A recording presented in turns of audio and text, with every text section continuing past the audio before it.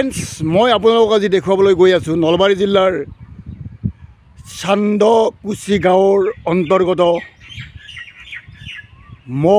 মৰা পুখুৰী।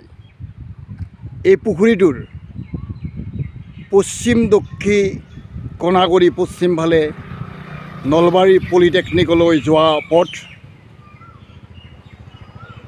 প্ৰায় 500 মিটাৰ দূৰত পলিটেকনিক অৱস্থিত। আৰু পূবফালে এনেকৈ যাব পাৰি অময়াপুৰ যজ্ঞভূমিৰ চক। এয়া হ'ল নলবাৰী জিলাৰ যিবিলাক জলাশয় আছে, পুখুৰী আছে, ইও এক অন্যতম। ফ্ৰেণ্ডছ,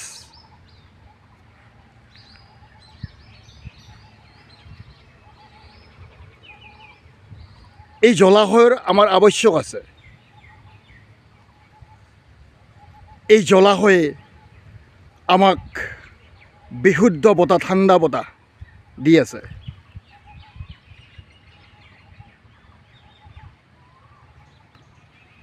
আগত অসমত যিবিলাক ৰজা আছিল, তেওঁলোকৰ অধীনত থকা বিষয়াবিলাকে আমাৰ অসমৰ বিশেষকৈ নলবাৰী জিলাৰ বিভিন্ন ঠাইত এনেকৈ মানুহৰ পানীৰ সুবিধাৰ্থে ডাঙৰ ডাঙৰ পুখুৰী খন্দাইছিল। সেইদৰে চান্দকুছি গাঁৱতো এনেকৈ বৃহৎ জলাশয় পুখুৰী খান্দিছিল মানুহৰ পানীৰ অভাৱ দূৰ কৰাৰ কাৰণে।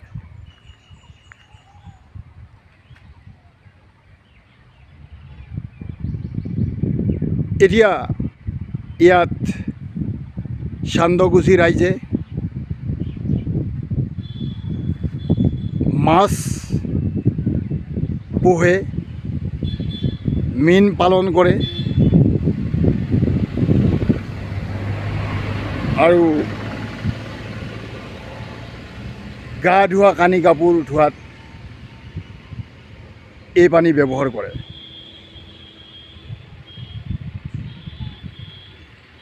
যিটো পানী নেচাৰেলি ষ্টক হয় বৰষুণৰ পৰা, এনেকুৱা পানী ব্যৱহাৰ কৰিলে মানে স্কিনৰ যিবিলাক বেমাৰ দূৰ হয়।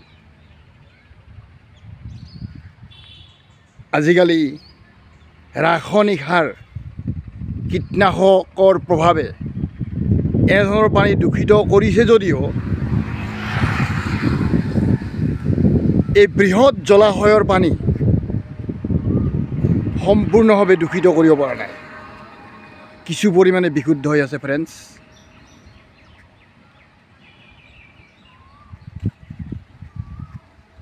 এনেকুৱা জলাশয় আমাৰ অসমত আৱশ্যক আছে, আমাৰ মানুহৰ বাবে প্ৰয়োজন আছে, পোহনীয়া জীৱ জন্তুৰ কাৰণে প্ৰয়োজন আছে। ফ্ৰেণ্ডছ,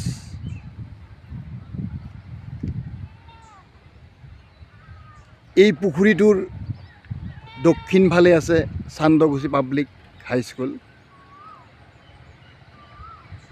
1953 চনতে এই স্কুলখন স্থাপন কৰা হৈছিল এই পুখুৰীটোৰ পাৰতে। এই পুখুৰীৰ সৌন্দৰ্যই স্কুলখনৰ যিটো সৌন্দৰ্য বৃদ্ধি কৰিছে, জলবায়ু স্বচ্ছ নিকা কৰিছে, শীতল কৰিছে।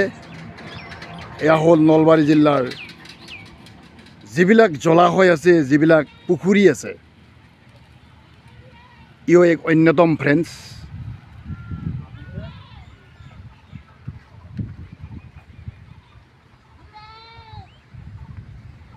এনেকুৱা জলাশয় আজিকালি প্ৰজন্মই দেখিবলৈ পোৱা টান। ফ্ৰেণ্ডছ, ইয়াত এক্সাৰচাইজৰ যিটো উৎস, সাঁতোৰা যিটো উৎস, ইয়াতে মানে সাঁতোৰা মানে স্থান ইয়াতে তৈয়াৰ কৰি ল'ব পাৰে। সাঁতোৰা যিটো ব্যায়াম, এইটো শৰীৰৰ আটাইতকৈ উপযোগী ব্যায়াম। এইবিলাক জলাশয়ত মানে সাঁতোৰৰ প্ৰশিক্ষণ দিব পাৰে ফ্ৰেণ্ডছ।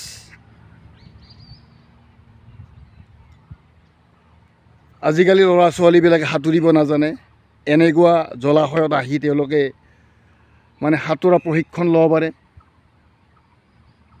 ৰাইজে এনেকুৱা জলাশয়ত মানে প্ৰশিক্ষণৰ যিটো সাঁতোৰা প্ৰশিক্ষণৰ যিটো ব্যৱস্থা কৰিব লাগে, এয়া মোৰ অনুৰোধ ৰাইজলৈ থাকিল। এনেকৈ যাব পাৰি ফ্ৰেণ্ডছ। চাওক নলবাৰী টাউনলৈ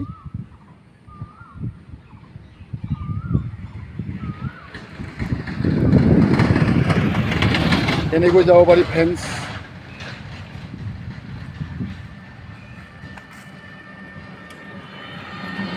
খিল্লাৰ চকলৈ, তাৰ পৰা পূব দক্ষিণ পশ্চিম পূবে বিভিন্ন স্থানলৈ যাব পাৰি।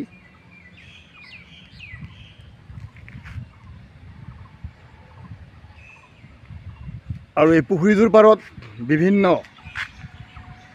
বৃক্ষ ইয়াত ৰোপণ কৰা হৈছে, যাতে এই বৃক্ষই আমাক এই অঞ্চলটোক বিশুদ্ধ অক্সিজেন দি থাকিব পাৰে ফ্ৰেণ্ডছ। চাওক ফ্ৰেণ্ডছ,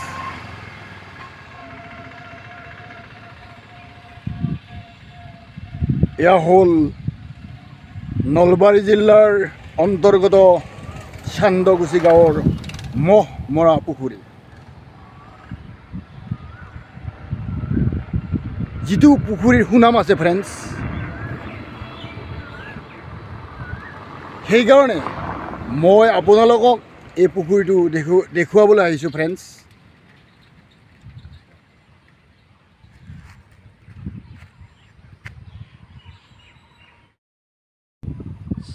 মানে চান্দগুছি ৰাইজে যে মানুহৰ সুবিধাৰ কাৰণে, গা ধোৱাৰ কাৰণে, কাপোৰ কানি ধোৱাৰ কাৰণে, লেতেৰা নহয় মানে ভাল কাপোৰ কানি বা গা ধোৱাৰ কাৰণে এনেকুৱা চেৰীৰ ব্যৱস্থা কৰি দিয়ে ফ্ৰেণ্ডছ। চাওক মই চেৰীৰে নামি আপোনালোকক দেখুৱাবলৈ গৈ আছোঁ।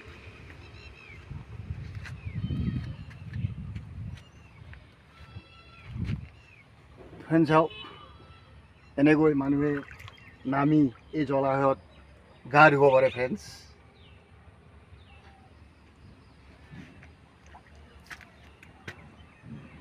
এটাই নহয়, সপিনে এটা আছে। চাওক ফ্ৰেণ্ডছ, এনেকুৱা ব্যৱস্থাৰ প্ৰয়োজন আছে।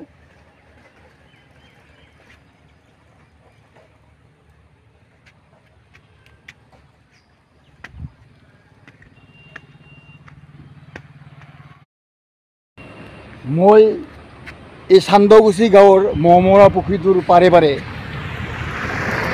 মানে প্ৰকৃতিৰ পৰিৱেশত খোজকাঢ়ি আছোঁ ফ্ৰেণ্ডছ।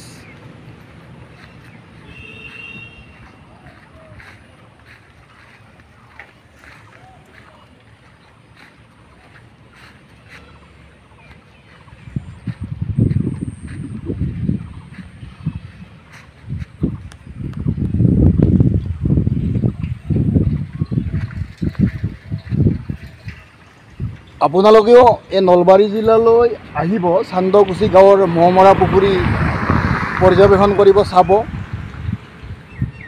এনেকুৱা জলাশয় এতিয়া অসমত কমি গৈছে ফ্ৰেণ্ডছ। ইয়াৰ আৱশ্যক আছে। যিটো জলাশয়ে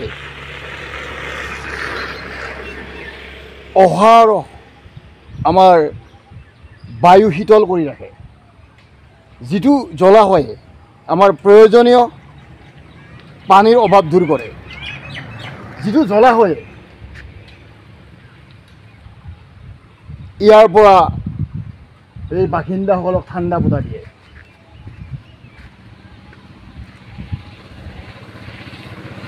যিটো জলাশয়ে গ্ল'বেল ৱাৰ্মিঙৰ পৰা কিছু পৰিমাণে হ'লেও ৰক্ষা কৰে। এয়া ফ্ৰেণ্ড চাওক, মই পাৰে পাৰে এয়া চান্দগুছি গাঁৱৰ মহ মৰা পুখুৰীৰ মই পাৰে পাৰে খোজকাঢ়ি গৈ আছোঁ ফ্ৰেণ্ডছ। আপোনালোকে আহিব, পৰ্যবেক্ষণ কৰিব চাব এয়া হ'ল বায়'ডাইভাৰ্চিটিৰ এক মানে প্ৰধান অংগ ফ্ৰেণ্ডছ